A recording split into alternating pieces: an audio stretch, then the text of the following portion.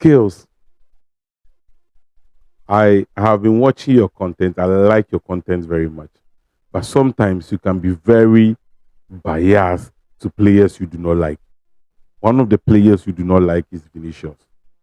Because I don't see why you will set a certain standard for Vinicius.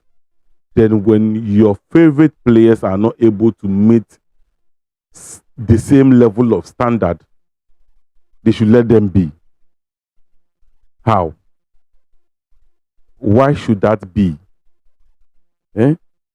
I want you people to listen to what Skillz said about Lamine after, I would say, the fifth or the sixth time, or even the seventh time this season against big teams, where he has been no show.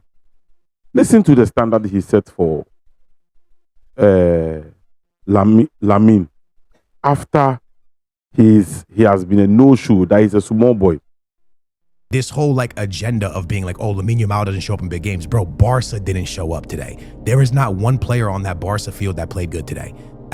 Why are we pointing out Lamine Yamal? Why are we calling out Lamine Yamal? Call out the entire team, bro.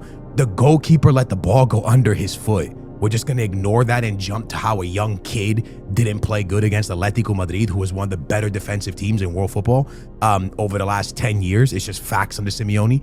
We're going to talk about how they shut down Lamine Yamal, but we're not going to talk about how a goalkeeper that's been great all year lets the ball go under his foot. We're not going to talk about that. We're not going to talk about how the high line just couldn't defend anything, and any team that is a good team plays against this high line is going to annihilate this back line.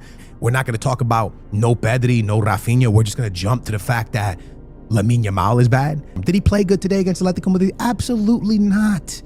Absolutely not. Does he play good against small teams? Absolutely. He plays incredible against small teams. And I've said this a million times. Is the kid a big game player? I don't know. None of us know. We don't know what he's going to become. But to just bash him and hate on him simply because he did not show up, let's talk about the performance of Barcelona and how bad Flick got this wrong.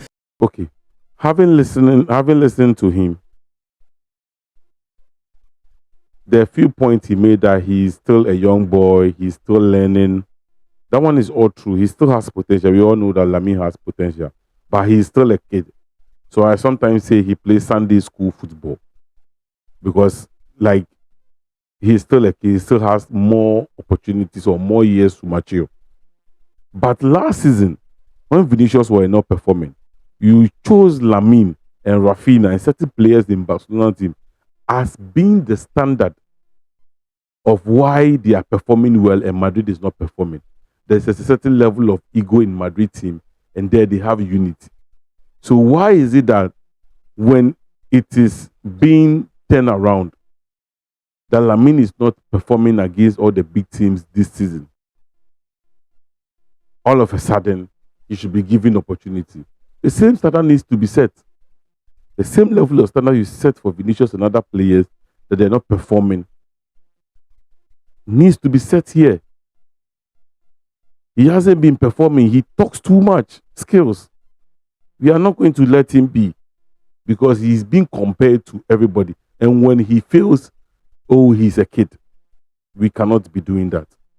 If you're old enough to play and be compared to other players when you are succeeding, you should be able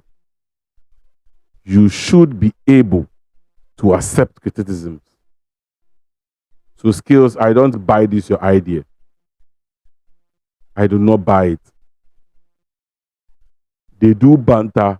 You yourself, you banter our players, you criticize our players that they're not at a certain level, that Vinicius needs to leave Madrid, he's not performing, he's this, he's that. When it comes to Lamine, oh, he's a kid, he has time to.